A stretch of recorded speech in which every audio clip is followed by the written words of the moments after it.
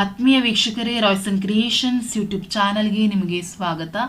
ಇಂದಿನ ಈ ವಿಡಿಯೋದಲ್ಲಿ 8ನೇ ತರಗತಿಯ ದ್ವಿತೀಯ ಸಂಕಲನಾತ್ಮಕ ಮೌಲ್ಯಾಂಕನ SA2 ತೃತೀಯ ಭಾಷೆ ಹಿಂದಿ ವಿಷಯದ ಪ್ರಶ್ನೆ ಪತ್ರಿಕೆಯ ಕೀ ಆನ್ಸರ್ಸ್ ಅನ್ನು ನಾವು ಈ ವಿಡಿಯೋದಲ್ಲಿ ನಿಮ್ಮ ಜೊತೆ ಡಿಸ್ಕಷನ್ ಮಾಡ್ತಾ ಹೋಗ್ತಾ ಇದ್ದೀವಿ. ಮಕ್ಕಳ, ಯಾರೆಲ್ಲ ಮೊದಲ ಬಾರಿ ನಮ್ಮ ಚಾನಲ್ ನೋಡ್ತಾ ಇದ್ದೀರಾ ಸಬ್ಸ್ಕ್ರೈಬ್ ಮಾಡಿ ಹಾಗೂ ನಿಮ್ಮ ಫ್ರೆಂಡ್ಸಿಗೆ ಶೇರ್ ಮಾಡಿ. ಸೊ ಇದೊಂದೇ ವಿಡಿಯೋ ಅಲ್ಲ, ಎಲ್ಲ ಸಬ್ಜೆಕ್ಟು ವೀಡಿಯೋಸ್ ಮಾಡಿದ್ದೀವಿ. ನಮ್ಮ ಪ್ಲೇಲಿಸ್ಟಲ್ಲಿ ಇರ್ತದೆ, 8th ಸ್ಟ್ಯಾಂಡರ್ಡ್ ಪ್ಲೇಲಿಸ್ಟಲ್ಲಿ, ಅದನ್ನು ನೋಡಿ ಎಕ್ಸಾಮ್ಗೆ ಪ್ರಿಪೇರ್ ಆಗಿ. ಸೊ ಇದು ನಿಮ್ಮ DSRT ಇಂದ ಬಿಟ್ಟಿರುವಂತಹ ಮಾಡಲ್ ಕ್ವಶನ್ ಪೇಪರ್ ಆಗಿರೋದ್ರಿಂದ ಫೈನಲ್ ಎಕ್ಸಾಮ್ಗೂ ಸಹ ಅವರೇ ಕ್ವಶನ್ ಪೇಪರ್ ಬಿಡೋದ್ರಿಂದ ಈ ಪ್ಯಾಟ್ರನ್ ಬಹಳ ಯೂಸ್ಫುಲ್ ಆಗುತ್ತೆ. ನಿಮಗೆ ಪ್ರಾಕ್ಟೀಸ್ ಮಾಡ್ಕೊಳ್ಳಿ ಅಂತ ಹೇಳ್ತಾ ವಿಡಿಯೋನ ಪ್ರಾರಂಭಿಸ್ತಾ ಇದ್ದೀವಿ.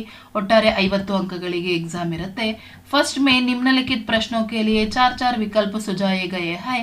उनमें से सर्वाधिक उचित विकल्प चुनकर उसके संकेताक्षर सहित पूर्ण रूप से लिखिए. सो अದೇ ಆನ್ಸರ್ಸ್ ಕೀ ಆನ್ಸರ್ಗಳನ್ನು ನೀವು ಅದರ ಕ್ರಮಾಕ್ಷರದೊಳಗೆ ಬರೀಬೇಕು. ಫಸ್ಟ್ ಕ್ವಶನ್, ಗರೀಬ್ ಕಾ ವಿರುದ್ಧಾರ್ಥಕ ಶಬ್ದ ಹೈ. ಸೊ ಗರೀಬ್ ಅನ್ನೋ ಪದದ ವಿರುದ್ಧ ಪದವನ್ನ ಕೇಳಿದ್ದಾರೆ. ಇಲ್ಲಿ ಧನ್ವನ್ ಹೈ, ಅಮೀರ್ ಹೈ, ದೀನಾ ಹೈ, ಶ್ರೀಮಾನ್ ಹೈ ಅಂತ ಕೊಟ್ಟಿದ್ದಾರೆ. ಸೊ ಗರೀಬ್ಗೆ ಅಪೋಸಿಟ್ ವರ್ಡ್ ಏನಾಗಿರ್ತದೆ ಮಕ್ಕಳ? ಅಮೀರ್ ಆಗಿರ್ತದೆ. ಹಾಗಾಗಿ ಆಪ್ಷನ್ ಸಿ ಅಮೀರ್ ಐ is the right answer. Second question, ಬಾಯಿ ಕಾ ಅನ್ಯ ಲಿಂಗ ರೂಪ ಹೈ. ಸೊ ಬಾಯಿ ಅನ್ನೋದ ಅನ್ಯ ಲಿಂಗ ಕೇಳಿದ್ದಾರೆ. ಸೊ ಇಲ್ಲಿ ನಮಗೆ ಅಣ್ಣ ತಂಗಿ, ನಿಮಗೆ ಅನ್ಯ ಲಿಂಗ ಕೇಳಿರುವುದು, ಹಾಗಾಗಿ ಬಹನ್ ಇಸ್ ದ ರೈಟ್ ಆನ್ಸರ್. ಮೂರನೇ ಪ್ರಶ್ನೆ, ರೋಟಿ ಕಾ ಅನ್ಯ ವಚನ ರೂಪ ಹೈ. ಸೊ ರೋಟಿಯ ಅನ್ಯ ವಚನವನ್ನ ಕೇಳಿದ್ದಾರೆ ಮಕ್ಕಳ. ಬಹುವಚನ ನಿಮಗೆ ಈಗ ರೊಟ್ಟಿ, ರೊಟ್ಟಿಗಳು ಅದನ್ನ ಇನ್ ಕನ್ನಡದಲ್ಲಿ ಹೇಳ್ತೀವಿ, ಹಿಂದಿಲಿ ಏನ್ ಮಾಡ್ತೀವಿ? ರೋಟಿ, ರೋಟಿಯಾ ಇಸ್ ದ ರೈಟ್ ಆನ್ಸರ್ ಮಕ್ಕಳ. ಹಾಗಾಗಿ ಆಪ್ಷನ್ ಬಿ ನಲ್ಲಿರುವಂತಹ ಉತ್ತರ ಕರೆಕ್ಟ್ ಆಗಿದೆ. ನಾಲ್ಕನೇ ಪ್ರಶ್ನೆ, ಚಲನ ಕ ಪ್ರಥಮ ಪ್ರೇರಣಾರ್ಥಕ ಕ್ರಿಯೆ ರೂಪ ಹೈ. ಸೊ ಚಲನಾ ಪದದ ಪ್ರಥಮ ಪ್ರೇರಣಾರ್ಥಕ ಕೇಳಿದ್ದಾರೆ. ಇಲ್ಲಿ ಕೊಟ್ಟರೆ 4 ಆಪ್ಷನ್ ಅಲ್ಲಿ ಚಲನ, ಚಲಾನ ಇಸ್ ದ ರೈಟ್ ಆನ್ಸರ್. ಹಾಗಾಗಿ ಆಪ್ಷನ್ ಸಿ ಕರೆಕ್ಟ್ ಆಗಿದೆ. ನೆಕ್ಸ್ಟ್, ಉಲ್ಲು ಬನಾನ ಮುಹಾವರೆ ಕಾ ಅರ್ಥ ಹೈ. ಸೊ ಉಲ್ಲು ಬನಾನ ಅದರ ಮುಹಾವರೆಯ ಅರ್ಥವನ್ನ ಕೇಳಿದರೆ. ಸೊ ಅದಕ್ಕೆ ಕರೆಕ್ಟ್ ಆಗಿರುವಂತ ಅರ್ಥ ಮೂರ್ಖ ಬನಾನ ಇಸ್ ದ ರೈಟ್ ಆನ್ಸರ್. ಹಾಗಾಗಿ option D is the right answer. So ಇದಿಷ್ಟು multiple choice questions. Next second में निम्नलिखित प्रथम 2 शब्द के सूचित संबंधित के अनुसार तीसरे शब्द का संबंधित शब्द लिखिए ಕೇಳಿದ್ದಾರೆ. 6ನೇ ಪ್ರಶ್ನೆ, ಕವ್ವ ಕಾವ್ ಕಾವ್. ಸೊ ಕವ್ವ ಕಾವ್ ಕಾವ್ ಅಂತ ಹೇಳಿದ್ರೆ ಬಿಲ್ಲಿ ಏನನ್ನತ್ತೆ ಮಕ್ಕಳ? ಮ್ಯಾ ಮ್ಯಾ ಅನ್ನತ್ತೆ. ಹಾಗಾಗಿ ಮ್ಯಾ ಮ್ಯಾ. ಸೊ ಈ ರೀತಿ ಕರೆಕ್ಟ್ ಆಗಿ ಬರೆದಿದ್ರೆ ನಿಮಗೆ ಕಂಪ್ಲೀಟ್ ಅಂಕಗಳು ಸಿಗ್ತದೆ ಮಕ್ಕಳ. ಹಾಗಾಗಿ ಕರೆಕ್ಟ್ ಆಗಿ ಯಾವುದೇ ಮಿಸ್ಟೇಕ್ಸ್ ಇಲ್ಲದೆ ಬರೀಬೇಕಾಗುತ್ತೆ. 7ನೇ ಪ್ರಶ್ನೆ, ಸಮಾಚಾರ ಪತ್ರಕ್ಕೋ ಪಠ ಸಕ್ತೆ ಹೈ. ಸೊ ಸಮಾಚಾರ ಪತ್ರ ಅಂದ್ರೆ ಪೇಪರ್ಸ್, ಅದನ್ನ ನಾವು ಓದ್ತೀವಿ. ರೇಡಿಯೋ ಕ ಸಮಾಚಾರ ಆಬ್ವಿಯಸ್ಲಿ ಅದನ್ನ ಕೇಳ್ತೀವಿ, ಅದಕ್ಕೆ ಸುನ್ ಸಕ್ತಾ ಹೈ is the right answer. Next third में निम्नलिखित प्रश्नों के उत्तर एक एक वाक्य में पूर्ण लिखिए ಕೇಳಿದ್ದಾರೆ. 8ನೇ ಪ್ರಶ್ನೆ, मेजर ने किससे आशीर्वाद लिया. सो मेजर ने अपनी माता से आशीर्वाद लिया is the right answer. Next 9ನೇ प्रश्ने, प्रार्थना पद्य के अनुसार कैसी बातों को बिसराना चाहिए. सो प्रार्थना पद्य के अनुसार बीती बात को बिसराना चाहिए.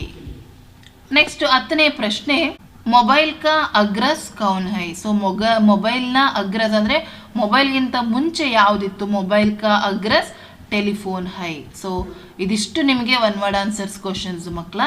नेक्स्ट 4th में निम्नलिखित प्रश्नों के उत्तर 2-3 वाक्य में लिखे. 2 ವಾಕ್ಯಗಳಲ್ಲಿ ಬರೀಬೇಕು.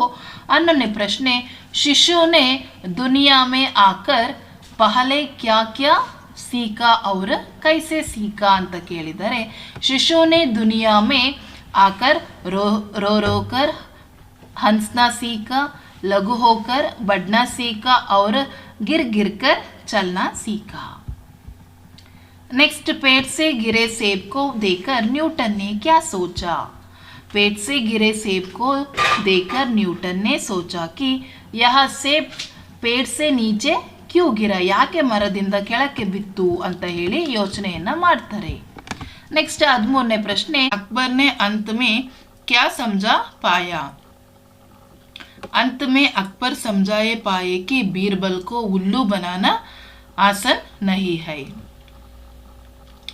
नेक्स्ट 14ನೇದು, ಬೋಲು ಕ್ಯೂ ಗಬರ್ ಗಯಾ. ಯಾಕೆ ಅವನು ಗಾಬರಿ ಆಗ್ತಾನೆ.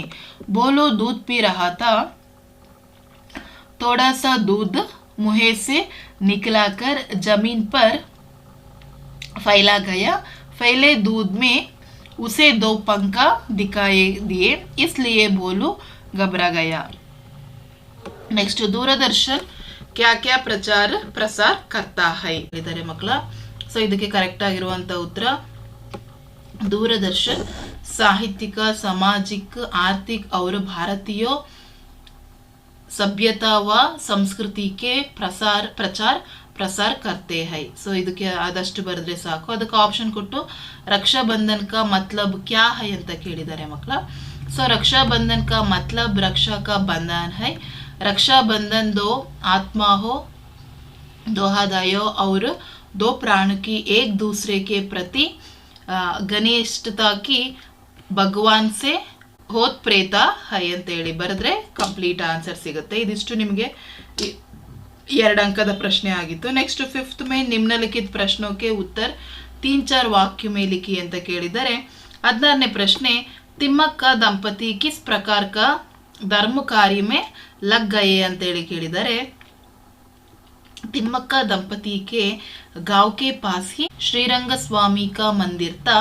हुलिकल और कुंदूर के बीचे के रास्ते के दोनों और बरगद के डाला लगाए. वहाँ हर साल मेला लगता था.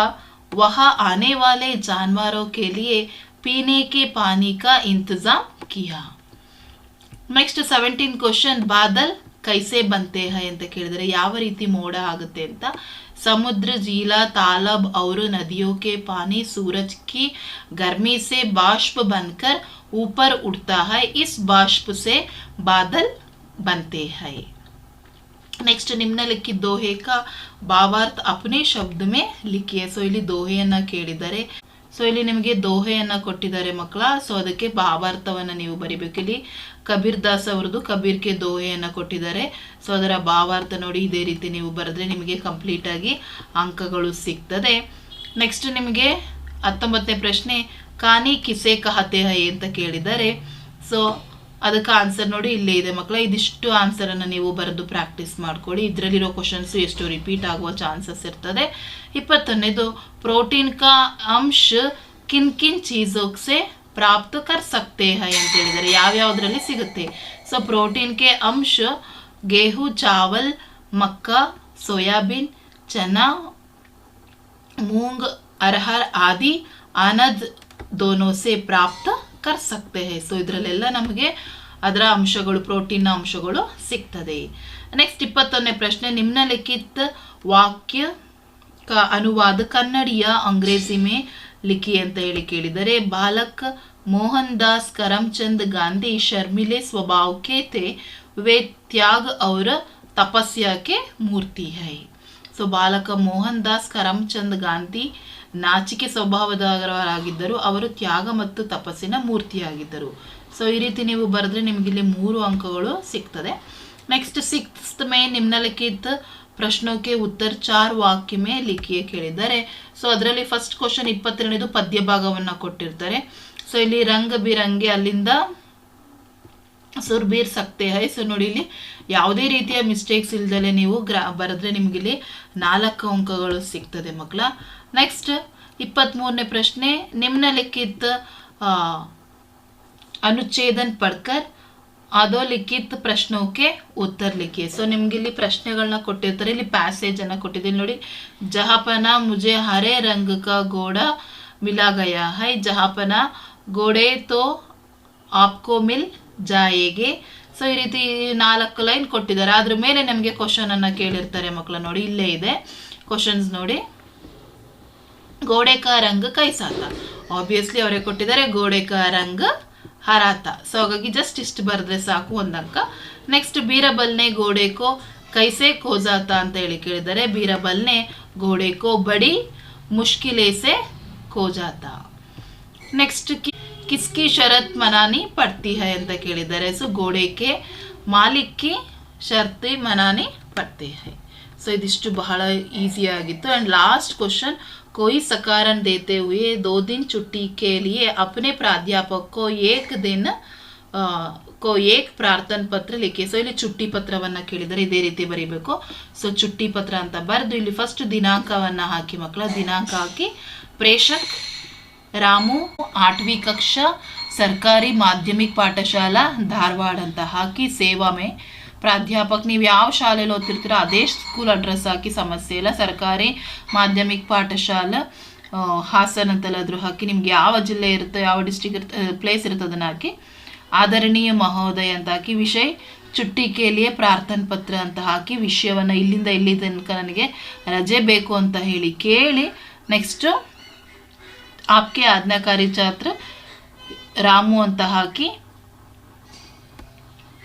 ನಿಮ್ಮ ಸೈನನ್ನು ಹಾಕಿ, ಇದಿಷ್ಟನ್ನು ಬರೆದ್ರೆ ಸಾಕು ಮಕ್ಕಳು. ಇಷ್ಟೇ ನಿಮಗೆ ಚುಟ್ಟಿ ಪತ್ರ. ಇದಿಷ್ಟನ್ನು ಪ್ರಾಕ್ಟೀಸ್ ಮಾಡ್ಕೊಳ್ಳಿ, ನಿಮಗೆ ಕಂಪ್ಲೀಟಾಗಿ ಅಂಕಗಳು ಸಿಗ್ತದೆ. ಸೊ ಹಾಗಾಗಿ ಇದು ವಿಡಿಯೋ ಬಹಳ ಯೂಸ್ಫುಲ್ ಆಗ್ತದೆ ನಿಮಗೆ ಫೈನಲ್ ಎಕ್ಸಾಮ್ಗೆ ಅಂತ ಹೇಳ್ತಾ ಈ ವಿಡಿಯೋನ ಎಂಡ್ ಮಾಡ್ತಾ ಇದ್ದೀನಿ. ಹೆಚ್ಚಿನ ವಿಡಿಯೋಗಾಗಿ ರಾಯ್ಸನ್ ಕ್ರಿಯೇಷನ್ಸ್ ಯೂಟ್ಯೂಬ್ ಚಾನಲನ್ನು ಸಬ್ಸ್ಕ್ರೈಬ್ ಮಾಡಿ.